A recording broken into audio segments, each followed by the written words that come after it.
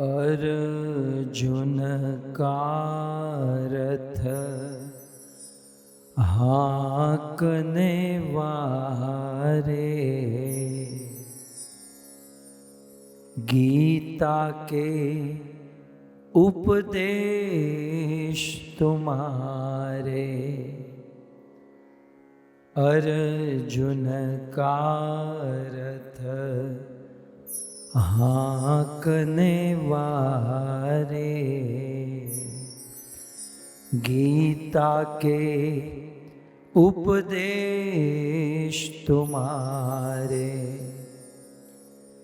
चक्र सुदर्शन धारी राधे, श्याम श्यामा श्याम राधे, श्याम श्यामा श्याम। भगवान श्री कृष्ण के द्वारा अर्जुन को भगवत गीता का ज्ञान प्रदान किया गया था। भूमिका कुछ इस प्रकार से है।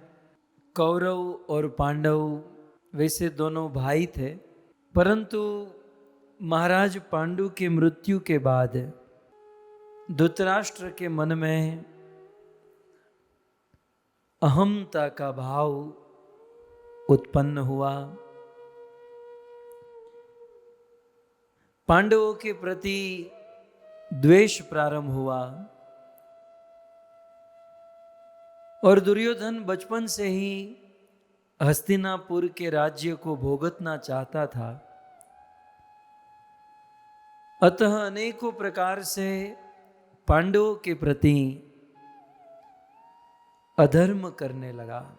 विदुर जी के द्वारा समझाया गया, परंतु फिर भी न दुर्योधन माना न धृतराष्ट्र समझे। जब भगवान श्री कृष्ण ने देखा दुर्योधन द्वारा अधर्म हो रहा है, तब कृष्ण दुर्योधन को मनाते हैं। मानने की बात तो दूर रही, दुर्योधन कृष्ण को बांधने का प्रयास करता है और अंत में कृष्ण ऐलान करते हैं कि दुर्योधन अब युद्ध होकर ही रहेगा। युद्ध अवश्यम भावी हुआ। भगवान श्री कृष्ण पांडवों के पक्ष में रहे और दुर्योधन दुनिया भर के लोगों को एकत्रित करके 11 अक्षौणी सेना को लेकर कुरुक्षेत्र की रणभूमि में उतरा। यहां पर अर्जुन को अन्य किसी पर भरोसा नहीं, केवल कृष्ण के भरोसे उस महाभारत के युद्ध में प्रवेश किए। अर्जुन पूर्ण रूप से उत्साहित थे कि हम युद्ध करेंगे, कौरवों को हराएंगे। पूर्ण रूप से अस्त्र शस्त्र से सुसज्जित होकर कुरुक्षेत्र की भूमि में कृष्ण के साथ आते हैं। यहां तक दोनों सेना आमने सामने खड़ी रहती है। अर्जुन कहता है, कृष्ण आप हमारा रथ दोनों सेनाओं के बीच में लेकर जाओ, ताकि मैं देख सकूं कि मुझे किस किस को मारना है। पहले किसको मारना है, बाद में किसको मारना है, मैं अच्छे से टारगेट ले सकूं। इसलिए आप मेरा रथ दोनों सेनाओं के बीच में लेकर चलिए। कृष्ण अर्जुन के रथ को दोनों सेनाओं के बीच में लेकर जाते हैं। जब अर्जुन निकट से देखते हैं कि मेरे साथ युद्ध करने के लिए मेरे ही अपने स्वजन आए हैं, अर्जुन पितामह भीष्म को, गुरु द्रोणाचार्य को, अपने ही चाचा मामा ताऊ, अपने ही स्नेही स्वजनों को देखकर अर्जुन के मन में कृपणता उत्पन्न होती है और अर्जुन के मन में यह विचार आने लगा कि मुझे युद्ध नहीं करना चाहिए। अब घर से निकले थे युद्ध करने के लिए, और यहां पर अर्जुन अब युद्ध करना नहीं चाहता है। अर्जुन भगवान श्री कृष्ण को अनेकों प्रकार के तर्क देते हैं, कृष्ण हमें ये युद्ध क्यों नहीं करना चाहिए। तब कृष्ण मित्रता के नाते अर्जुन को निवेदन करते हैं कि भाई युद्ध करने आए हैं, अर्जुन आप युद्ध कर लीजिए। अर्जुन मानते नहीं है, और फिर सिचुएशन ऐसे मोड़ पर आ जाती है, अर्जुन पूर्ण रूप से कंफ्यूज है, युद्ध करना या नहीं करना समझ नहीं पा रहे हैं। अर्जुन के मन में संशय हुआ, कृपण दुर्बलता के कारण युद्ध से विमुख होने लगा। ऐसी सिचुएशन में अर्जुन कृष्ण को शरणागत होते हैं और निवेदन करते हैं, कृष्ण अब तक आप मेरे मित्र थे, लेकिन अब मैं आपको गुरु मानता हूं, आप गुरु बनकर मेरा मार्गदर्शन कीजिए। और फिर भगवान श्री कृष्ण अर्जुन को भगवत गीता का ज्ञान प्रदान करते हैं। सिचुएशन कुछ इस प्रकार की है कि अर्जुन अनेकों समस्याओं के बीच में घिर चुके हैं, और जैसे अर्जुन के जीवन में समस्या आई, वैसे हम सबके जीवन में अनेकों प्रकार की समस्या है। कुछ लोगों के पास धन नहीं है तो समस्या है, कुछ लोगों के पास बहुत धन आ चुका है तो भी समस्या है। इसे कहाँ इन्वेस्ट करें, इसे कैसे बचा कर रखें। कुछ लोगों को बहुत अच्छी पत्नी मिली है तो समस्या है, इसे खुश कैसे करूं। और कुछ लोगों को अच्छी पत्नी नहीं मिली तो भी समस्या है। अच्छा भोजन नहीं मिला तो समस्या है कि अच्छा भोजन कहाँ जुटाएंगे, और भोजन अच्छा मिल गया तो भी समस्या है कि ज्यादा न खा लिया जाए। इस दुनिया में चाहे मानो या न मानो, प्रत्येक जीव समस्याओं से घिरा हुआ है। अर्जुन भी आज समस्या में है। हां, अर्जुन की समस्या का रूप रंग थोड़ा सा अलग है, हमारी समस्या का रूप रंग अलग हो सकता है, लेकिन है तो समस्या। एक आदमी भी ऐसा दावा नहीं कर सकता कि मेरे जीवन में समस्या नहीं है। प्रत्येक लोगों के जीवन में समस्या अवश्य है, लेकिन अर्जुन ने बहुत सुंदर कार्य किया। आज के दिन अर्जुन भगवान श्री कृष्ण को शरणागत हो गए। मित्रता का संबंध छोड़कर अर्जुन शिष्य बन गए, कृष्ण के चरणों में आ गए और निवेदन किए, कृष्ण मुझे मेरा मार्गदर्शन कीजिए, बताइए मुझे क्या करना चाहिए।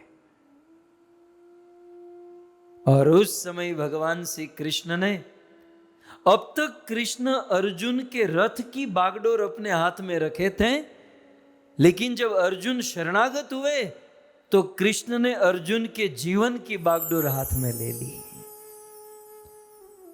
और भगवान श्री कृष्ण अर्जुन को भगवत गीता का ज्ञान प्रदान करने लगे। कृष्ण ने अर्जुन को अद्भुत गीता का ज्ञान दिया।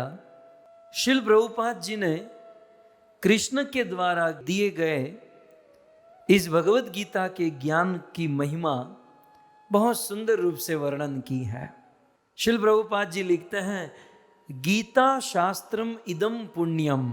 ये भगवत गीता रूपी जो शास्त्र है, भगवत गीता एक ऐसा ग्रंथ है जो महाभारत का अंश है, वेदों का सार है, और इसे उपनिषद भी कहा गया है, गीतोपनिषद। सो गीता शास्त्रम इदम पुण्यम।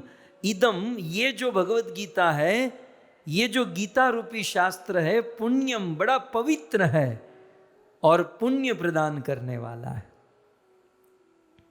यह पठेत, यदि कोई मनुष्य इस गीता को पढ़ता है प्रयतः या फिर प्रयत्न करता है तो विष्णु पादम अवापनोति, वह मनुष्य भगवान विष्णु के चरण को प्राप्त कर लेता है।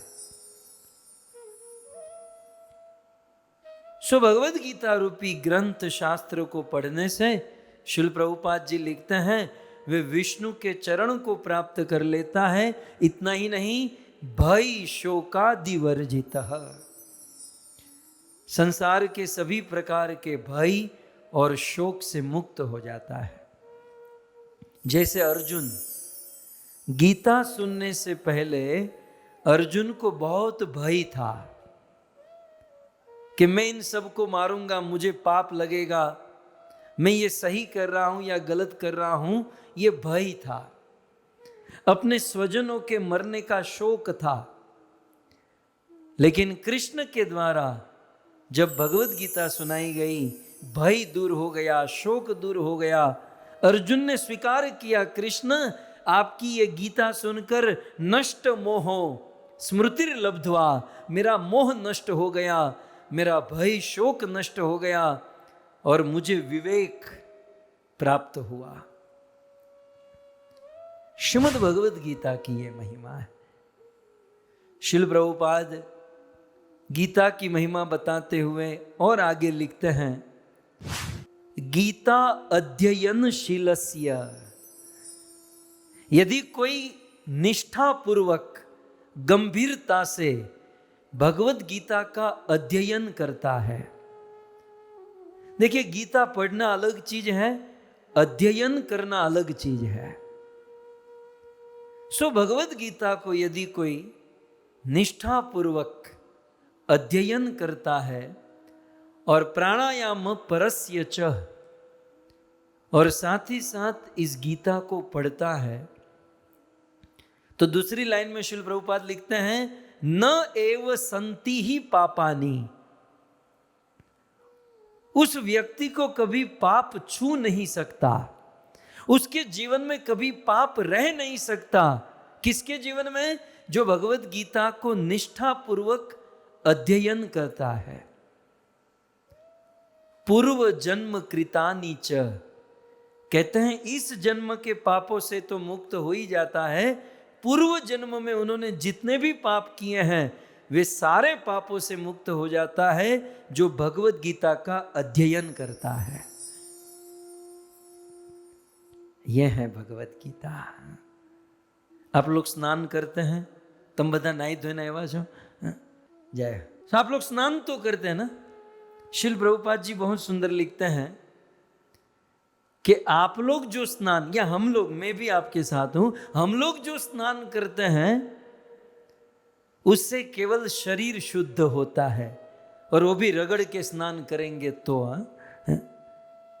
बच्चों की तरह छबछबिया करेंगे तो शरीर भी ठीक से शुद्ध नहीं होगा। श्रील प्रभुपाद कहते हैं, मलिने मोचनम पुंसाम जलम स्नानम दिने दिने।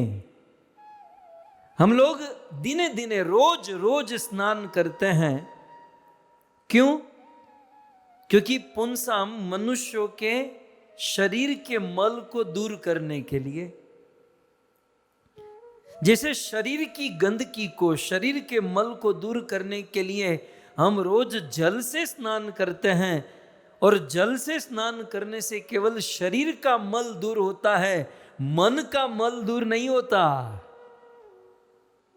कितना भी अच्छा स्नान करो पानी से, जल से, तो शरीर शुद्ध होगा, मन शुद्ध नहीं होगा। और वो भी जल से स्नान रोज करना पड़ेगा, तब शरीर शुद्ध होगा, केवल एक दिन करने से नहीं चलेगा।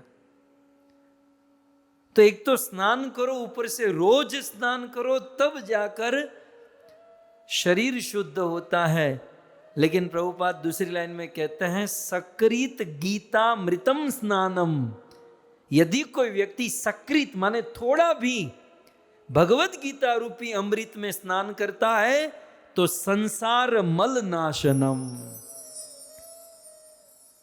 तो मन में जो संसार रूपी मल भरा है उससे पूर्ण रूप से वह पवित्र शुद्ध हो जाता है यदि सकृत थोड़ा भी भगवत गीता रूपी अमृत से स्नान कर लेता है। इसलिए जैसे हम रोज पानी से स्नान करते हैं, वैसे प्रतिदिन भगवत गीता रूपी अमृत में स्नान करना चाहिए। संकल्प करना चाहिए कि रोज भगवत गीता के 1 श्लोक 2 श्लोक 1 पेज 2 पेज हम पढ़ेंगे। श्रील प्रभुपाद जी आगे बहुत सुंदर महिमा बताते हैं कि गीता सुगीता कर्तव्या। बहुत सुंदर बात श्रील प्रभुपाद जी ने लिखी है। ये सब आपने पढ़ी होगी, आप सब इन श्लोकों को जानते ही होंगे। ये सब बाय हार्ट रखने वाले श्लोक हैं। श्रील प्रभुपाद जी लिखते हैं गीता सुगीता कर्तव्या। जब भगवान कृष्ण के मुख से भगवत गीता प्रकट हो चुकी है तो किम अन्य शास्त्र विस्तरे, तो अन्य शास्त्र को पढ़ने की क्या जरूरत है? क्यों आंखें फोड़ रहे हो? गीता सुगीता कर्तव्या किम अन्य शास्त्र विस्तरे। अन्य शास्त्रों को पढ़ने की जरूरत नहीं है। क्यों?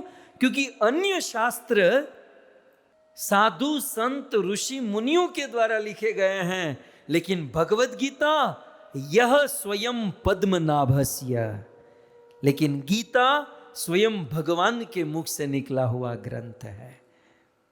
मुख पद्माद विनिश्रुता। भक्तों, हम सब सनातन धर्मी हैं, जिसे हिंदू धर्मी कहते हैं।